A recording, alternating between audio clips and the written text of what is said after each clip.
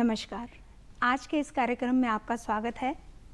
आज के इस कार्यक्रम का विषय है प्रधानमंत्री गरीब जल कल्याण योजना। इसके बारे में हम बात करेंगे इस समय, इस मुसीबत के समय में हमारे प्रधानमंत्री जी ने गरीबों के लिए क्या सोचा है, किस तरह से उनका भरण पोषण हो, उनका स्वरूप कैसे निखरे, उनका भविष्य कैसे बचे। इस विषय पर बात करने के लिए हमारे साथ हमने आमंत्रित किया है स्टूडियो में मैडम पूर्णिमा गुप्ता। नमस्कार। नमस्कार, आपका स्वागत है। मैडम जिला विज्ञान विशेषज्ञ हैं और इसके साथ साथ हमारे साथ यहाँ उपस्थित हैं मिस्टर दिशांत गिल, जो कि चीफ मैनेजर हैं, हमारे यहाँ बैंक में कार्यरत हैं और ये विशेषज्ञ के रूप में हमारे से बात करने आए हैं और हमारा ज्ञान वर्धन करने आए हैं। तो मैडम, मैं आपसे शुरू करना चाहूँगी कि इस योजना का अभिप्राय क्या है, प्रधानमंत्री गरीब जन कल्याण योजना। प्रधानमंत्री जन कल्याण योजना भारत सरकार की एक योजना है जिसमें गरीबों के कल्याण के लिए, और इसका शुरुआत 2016 से ही हो गया था। 17 दिसंबर 2016 को ये स्कीम लॉन्च करी गई, जिसके अंतर्गत हमारे देश में डीमोनेटाइजेशन के समय जिन लोगों के पास अनअकाउंटेड मनी था, अनअकाउंटेड वेल्थ था, उसको अनडिस्क्लोज्ड मनी था, उसको सरकार की योजना के तहत 50% फाइन के रूप में सरकार के पास जमा करवा के वो लोग इससे छुटकारा पा सकते थे। और बाकी उसके बाद उस दिन से ये 31 दिसंबर 2017 तक का स्कीम था, और जो पैसा इस स्कीम के तहत सरकार के पास जमा हुआ उसका यूटिलाइजेशन गरीबों के कल्याण के लिए होना सुनिश्चित हुआ। और उसका लेटेस्ट अपडेट अभी 20 जून 2020 में प्रधानमंत्री जन कल्याण रोजगार योजना के रूप में लॉन्चिंग हुई 20 जून 2020 को। जी, इस योजना में लेटेस्ट अपडेट था कि लोगों को, जो गरीब लोग हैं, हम लोग इस समय एक बहुत बड़ी महामारी से जूझ रहे हैं, पूरी दुनिया जूझ रही है, उसी का हम भी एक हिस्सा हैं। और इससे कैसे हम उबरें, कैसे हमारे गरीब लोग अपने आत्मसम्मान की रक्षा करें, कैसे वो जिएं, कैसे उनके फूड का एक निरंतरता के रूप में कैसे उनको भोजन की सप्लाई हो, कैसे उनका इलाज हो, कैसे वो अपने फ्यूचर को अपना संजो के रखें, कैसे मतलब उनका भरण पालन पोषण कैसे हो, इसको सुनिश्चितता करने के लिए गरीब लोगों को ऐसे बहुत सारी योजनाएं प्रधानमंत्री जी ने उनको साकार करने की इस योजना के तहत स्कीम्स हैं तरह तरह की। लेटेस्ट अपडेट है रोजगार योजना कि ये सरकार ने पिछले कुछ महीनों में, मार्च से लेकर इस जून तक, कई सारी योजनाओं का लॉन्च की, और जिसमें अन्न का सुनिश्चितता हो गई कि सबको अन्न मिल रहा है, सबको इलाज मिल रहा है। लेकिन रोजगार की समस्या कि क्योंकि कोरोना का तो ऐसा कोई निश्चित पीरियड नहीं है कि अब ये चला जाएगा या चला गया है। अभी तो हमारे अनसर्टेनिटी है कि कब तक ये चलेगा।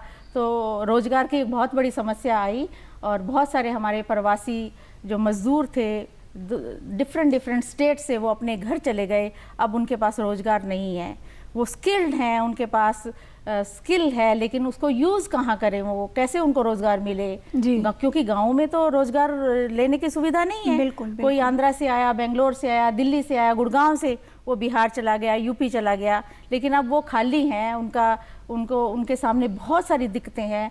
तो प्रधानमंत्री जी ने एक उन्हीं लोगों से प्रेरणा मिली कि इस तरह का एक योजना वो बनाएं, और इसका शुभारंभ उन्होंने 20 जून को किया, जिसके अंतर्गत 6 राज्यों के 116 जिलों को इसमें कवर किया गया है।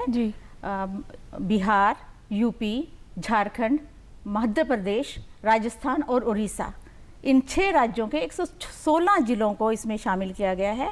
उसके अंदर 25 स्किल्स उन्होंने अलग रखी हैं। 25 स्किल्स के अंडर उन मजदूरों को, उन प्रवासी माइग्रेंट्स को काम मिलेगा, और 125 दिन का रोजगार मुहैया कराने की सरकार की कि इंश्योर किया है उन्होंने कि 125 दिन सब लोगों को काम मिलेगा। इसमें एक तो उनके आत्मसम्मान की रक्षा, कि उनको ऐसा नहीं है कि कोई उनको अनाज दे रहा है, कोई उनको कुछ और चीज़ें दे रहा है, कोई किसी से कुछ लेना नहीं चाहता, कोई भी गरीब कहलाना पसंद नहीं करता, क्योंकि वो काम कर सकते हैं, उनके पास स्किल है। सेल्फ रिस्पेक्ट की बात है। जी, तो उस सेल्फ रिस्पेक्ट को बनाए रखते हुए और साथ साथ ग्रामीण इलाकों में विकास भी हो, उस दोनों चीज़ों को इकट्ठा करने की ये योजना।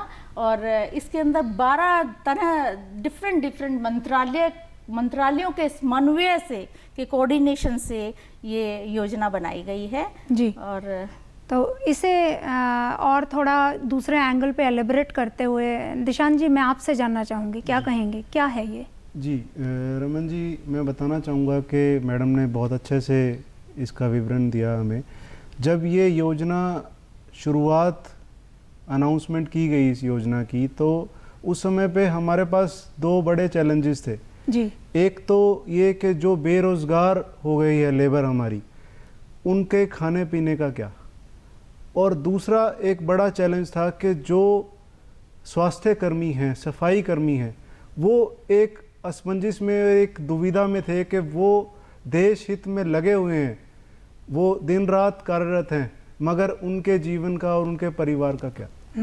तो प्रधानमंत्री जी ने इस योजना के तहत जो अनाउंसमेंट्स की, उसके अंदर ये निर्धारित किया गया कि जो हमारे 80 करोड़ परिवार हैं, 80-85 करोड़ परिवार हैं, जो जनसंख्या है, उनको 5 किलो गेहूं या चावल और 1 किलो कोई भी पसंदीदा दाल जो पहले से उन्हें मिल रही है उससे एडिशनल जी। ये दिया जाए, और उनके शारीरिक पोषण का भरपूर ध्यान रखा जा सके, ताकि वो आने वाले समय में दोबारा से फिर से देश के हित में योगदान दे सके।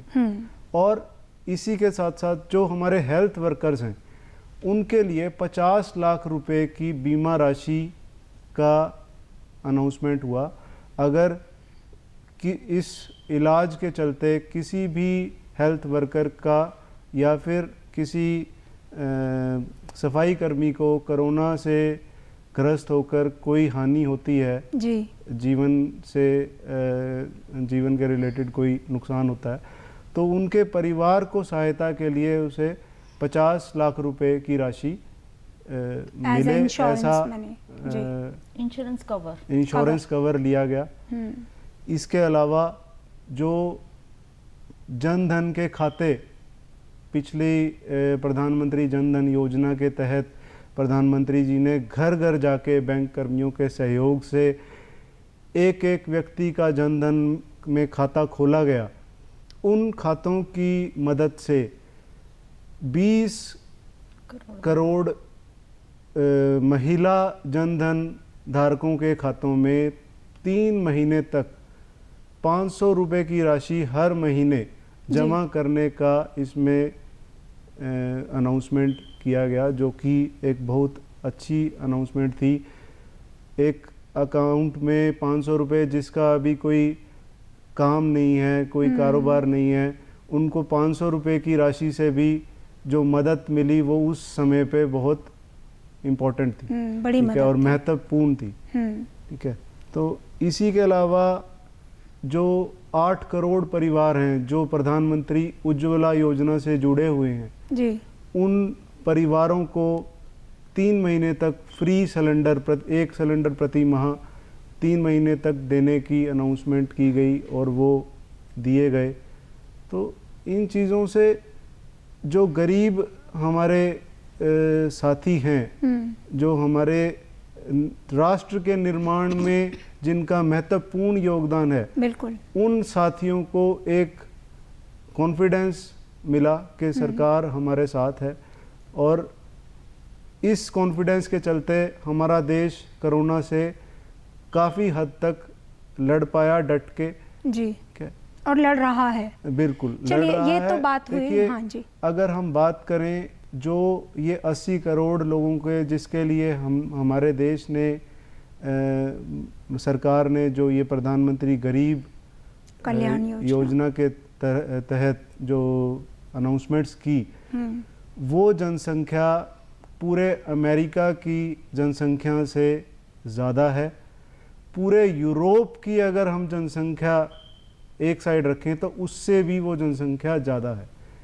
तो उन आंकड़ों को देखते हुए हमारी जो कोरोना की जो आज की भी पोजीशन है, हम 4 लाख के करीब पहुंच चुके हैं, वो पोजीशन बहुत बेहतर है बाकी देशों को देखते हुए, और वो तभी संभव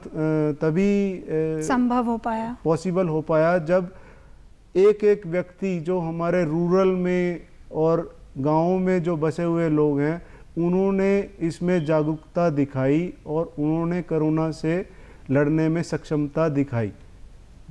चलिए, ये तो बात हो गई इसके स्वरूप की या क्या है। अब मैं ये जानना चाहती हूँ कि ये जो इतनी अनाउंसमेंट सरकार ने की या पिछले 4 महीनों से ये जो चल रहा है, इसका क्या कितना ये कारगर साबित हुआ, कितने लोगों तक एक्चुअली ये मदद पहुँच पाई, जी, ये एक बहुत बड़ा विषय है, तो इस पे थोड़ा प्रकाश डालें। जी बिल्कुल, ये जो योजना थी बहुत हद तक कारगर साबित हुई है। जनधन खातों में पैसा पहुंचा है, लोगों ने निकलवाया भी है, इस्तेमाल भी किया है। इसके अलावा जो प्रधानमंत्री किसान योजना के तहत 6,000 रुपये प्रति वर्ष जो किसान को दिया जाना निर्धारित हुआ था, उसकी पहली किस्त अप्रैल में 2,000 रुपये की किसानों के खातों में, जो गरीब किसान हैं जिनकी 3 एकड़ से कम लैंड होल्डिंग है, उनके खातों में 2,000 रुपये की किस्त डाली गई। जी, ठीक है।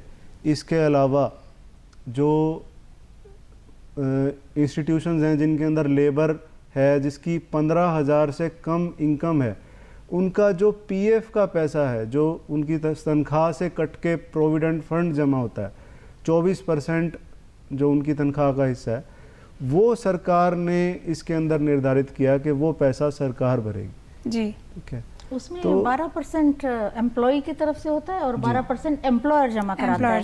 लेकिन अब इस योजना के तहत पूरे का पूरा एम्प्लॉयर वाला 12% और जो एम्प्लॉय है उसका भी 12%, दोनों ही पेमेंट्स सरकार द्वारा की जा रही है उनके खातों में। 24% यानी कि सरकार जमा करा रही है। हाँ, देखिए ये कितनी अच्छी बात है, जिस परिवार को इस समय में खाने को भी नहीं मिले और उसे ये श्योरिटी गवर्नमेंट दे, तो मुझे लगता है कि इससे अच्छी तो कोई बात हो ही नहीं सकती। तो इसी बात पर कुछ और थोड़ा जानने के लिए, इसके अलावा पीएफ अकाउंट, हाँ मैं आपसे भी जानना चाह रही थी। पीएफ के लिए भी सरकार की सुविधा इसी योजना के तहत कि कोई भी कर्मी अपने पीएफ फंड से, पीएफ अकाउंट से 75% जितना भी उसका पैसा जमा है, डिपॉजिटेड है, जो पहले कभी बिल्कुल नहीं निकल सकता था, लेकिन अब इस योजना के तहत उन्होंने ओपन कर दिया कि 75% वो विड्रॉ कर सकता है, और वो भी नॉन रिफंडेबल होगा, उसको वापस जमा नहीं कराना पड़ेगा। जी। और सर इसमें जी बिल्कुल, जैसा चलिए कोई बात नहीं। इस सब के अलावा मैं ये जानना चाहती हूँ कि जो हमारे गरीब लोग हैं, देखिए हम कितनी भी बात एजुकेशन की करें, जैसे मैम एजुकेशन डिपार्टमेंट से हैं, हमारे गरीब लोगों को ये नहीं पता, जिनको एक्चुअली ज़रूरत है, कि इसका आवेदन कैसे भरें, हम इसे लें कैसे। तो उसके लिए क्या कुछ प्रकाश डालेंगे? सरकार ने कुछ अवेयरनेस कुछ की है या किस तरह से तो है? जितने भी अधिकारी हैं सरकार के, स्टेट के जितने भी हैं, वो बहुत अच्छी तरह से गाँव में जाकर इसको बता रहे हैं। दूरदर्शन के माध्यम से, रेडियो के माध्यम से खूब अनाउंसमेंट्स हो रही हैं, और ज़रूरत तो है कि लोगों को, हर एक को पता चले। और बाकी किसी भी तरह का आवेदन करने की ज़रूरत नहीं है इन सभी स्कीम्स का फ़ायदा उठाने के लिए। कहीं भी किसी भी तरह का आवेदन की ज़रूरत नहीं है। वो तो किस तरह से, हाँ वही आप थोड़ा इस पे प्रकाश डालें कि किस तरह से एक आम आदमी, क्योंकि जैसा कि आप जानते हो कि दूरदर्शन के माध्यम से हमारे गाँवों में बैठे दूर दराज के जो यंग जनरेशन है या जो मध्यम उम्र के लोग हैं, वो ज्ञान प्राप्त करते हैं।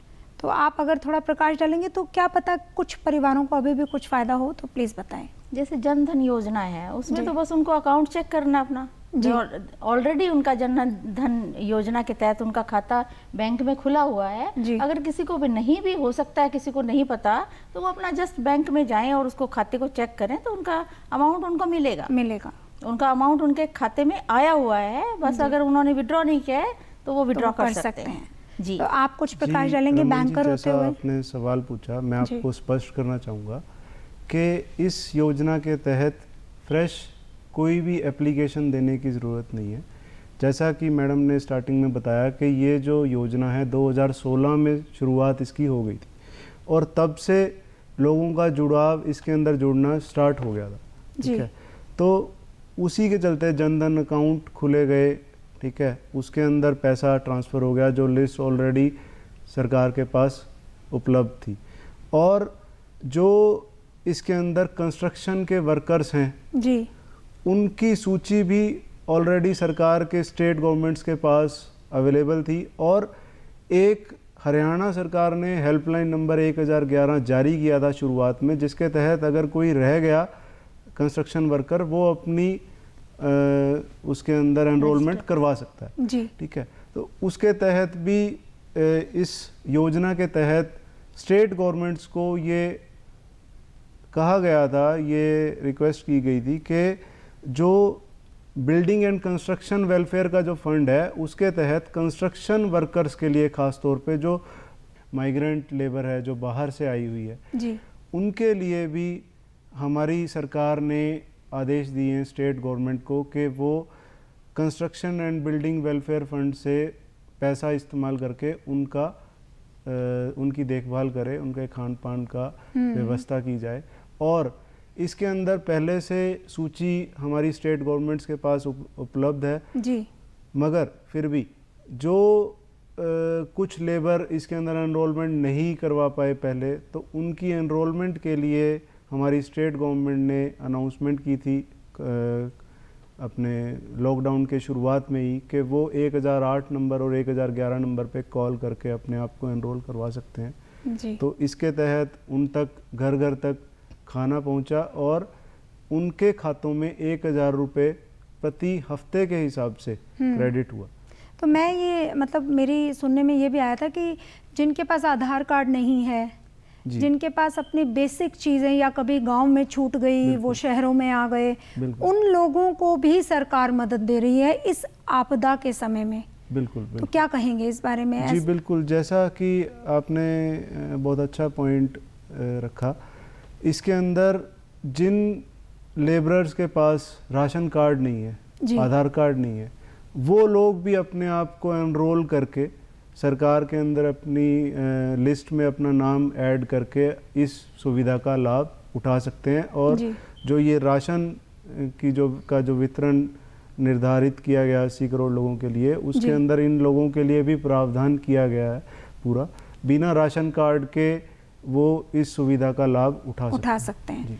चलिए, ये तो हुई बात हमारी बहुत गरीब जनता की। तो क्या सीनियर सिटीजन्स के लिए, विधवाओं के लिए, विकलांगों के लिए क्या ये एप्लीकेबल है? क्या उनके लिए भी हैं कुछ? जी ma'am, poor citizens, senior citizens, widower और इसके अलावा विडोज, डिसेबल्ड इन लोगों के लिए भी 3 महीने के लिए उनका जो एक फिक्स्ड अमाउंट पहले से जाता रहा है, भरण पोषण, उसके अलावा 1000 रुपया पर मंथ 3 महीनों के लिए इसकी भी सुविधा उन लोगों को दी गई। एडिशनल 1000 रुपीज उनके खातों में जमा कराए गए और जिसके तहत 3 करोड़ लोगों को इस स्कीम का फायदा मिला है। चलिए, ये तो बहुत अच्छी बात है।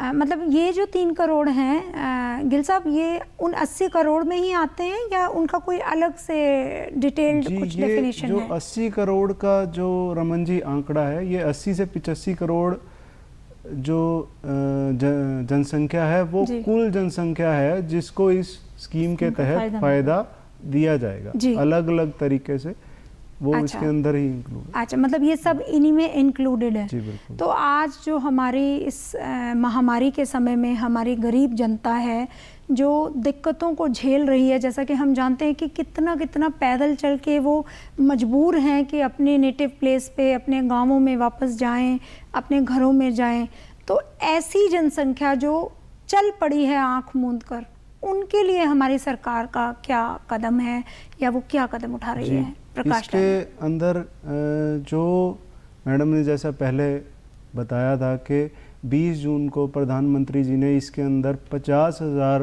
करोड़ रुपए का इन्फ्यूज़न और किया है, जिसके तहत प्रधानमंत्री गरीब रोजगार योजना का अनाउंसमेंट किया गया। बिल्कुल। देखिए, ये जो योजना है ये खास तौर पे उन्हीं माइग्रेंट लेबरर्स के लिए जो कोरोना काल में अपने घरों की तरफ कूच किए, अपने घरों में पहुँचे और प्रधानमंत्री जी ने अपनी स्पीच में ये बताया कि उनको ये प्रेरणा मिली कहाँ से। जी। उन्हें ये प्रेरणा मिली जो हैदराबाद में स्कूल के अंदर क्वारंटाइन 14 दिन के लिए जो लेबर को किया गया, जी। उन्होंने ये सोचा और ये अपनी इच्छा जाहिर की कि हम बाहर काम करते हैं, हमें खाली बैठ के खाना खाना हमें अच्छा नहीं लगता जी। हमें काम करने का दिल है, ठीक है। और उनको जो भी वस्तुओं की ज़रूरत थी उन्हें मुहैया कराई गई, पेंट, सीमेंट वगैरह, और उन्होंने क्वारंटाइन पीरियड के अंदर ही उस स्कूल का पूरा कायाकल्प ही चेंज कर दिया, मतलब उनका पूरा नक्शा ही बदल दिया। देखिए कितना मतलब कहते हैं ना, इंसान की अगर इच्छा हो काम करने की तो वो कहीं भी नहीं रुकेगा। जी बिल्कुल, वो बढ़ेगा और करेगा। और इसी चीज़ को देखते हुए प्रधानमंत्री जी को ये आइडिया आया कि जो लेबर हमारी अपने अपने घरों में पहुंची है, हम उनको वो खाली बैठना नहीं चाहते, हम उन्हें खाली ना बैठने दें, हम उनके लिए किसी रोजगार का प्रबंध करें। बिल्कुल। और इसी के चलते 25 ऐसे प्रोजेक्ट निर्धारित किए गए हैं जो खास तौर पे विलेजेस के लिए हैं, हमारे गांवों के लिए हैं, और उन प्रोजेक्ट्स में गांव के जो लेबर हैं उन्हीं का उपयोग करके उन प्रोजेक्ट्स को इम्प्लीमेंट किया जाएगा। इसके लिए सरकार ने जो लेबर है उनके स्किल्स का आंकलन करना शुरू कर दिया है। जो जिस तरह की स्किल्स रखता है उसको उस तरह का काम दिया जाएगा। जी, ठीक है। इसके अंदर मैं बताना चाहूँगा कि गांवों के अंदर काफ़ी हमारे गांव हैं जिनके अंदर पंचायत घर भी नहीं है। पंचायत घरों का निर्माण, जी, सड़कों का निर्माण, ताकि वो शहरों से गांवों का कम्युनिकेशन बढ़ सके। जी, ठीक है। और कुआं खोदना गांव के अंदर, तालाब पानी जमा करने के लिए स्टोरेज का तालाब बनाने के काम जो होते हैं, और पशुओं के लिए जो पशु घर बनाने का काम है। ठीक है। स्कूलों की मुरम्मत है, पंचायत घर जो पहले से उनकी मुरम्मत का काम है।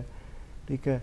ये सब काम जो है प्रधानमंत्री जी ने, और भी इसके अंदर 25 तरह के प्रोजेक्ट हैं जो सिर्फ रूरल के लिए हैं, उनका विशेष तौर पे ध्यान रखा गया है। तो आपकी बातों को सुनकर ऐसा लग रहा है कि जो ये हमारे शहर बढ़े, आगे बने, महानगर बने, बनाने वाले वही गरीब जनता थी जो आज कष्ट में है। बिल्कुल, बिल्कुल। आज वो वापस अपने गांवों में पहुंची है, तो शायद गांवों को भी आगे बढ़ाने का यही एक मौका है। वो लोग अपने घरों को, अपने गांवों को सुदृढ़ करें, काम करके सरकार उनका सहारा बने, और वो काम करके अपने घर में बैठ के अपनी जगह को सुदृढ़ करें। मुझे ऐसा लगता है आप लोगों की बातों को सुनकर कि शायद आने वाले समय में हमें ये देखने को मिले।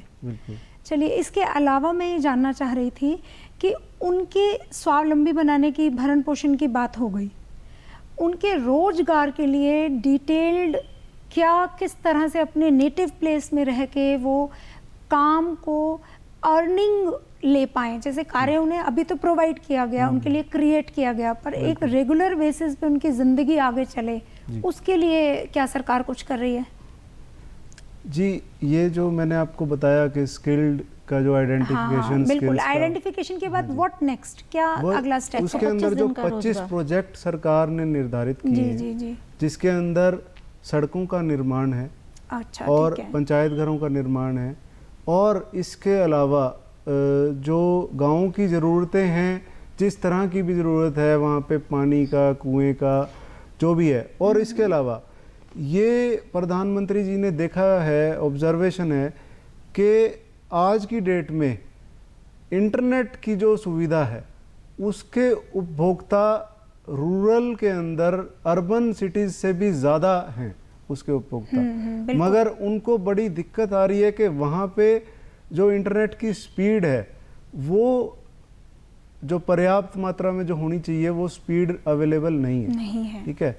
इस चीज़ के लिए वहाँ पे फाइबर केबल के डालने का भी प्रोजेक्ट इसके अंदर शामिल किया गया है, जिससे गांव-गांव के अंदर को इंटरनेट से, हाई स्पीड इंटरनेट से जोड़ा जाएगा। मैं कहूँगा हाई स्पीड इंटरनेट का मैं नाम ले रहा हूँ जी। और गांव का जो हमारा बच्चा है, जो विद्यार्थी है, वो इंटरनेट की सहायता से देश विदेश में क्या क्या हो रहा है, किस तकनीक का सहारा लेके कैसे हम ज़्यादा काम कम समय में, कम लेबर में कर सकते हैं।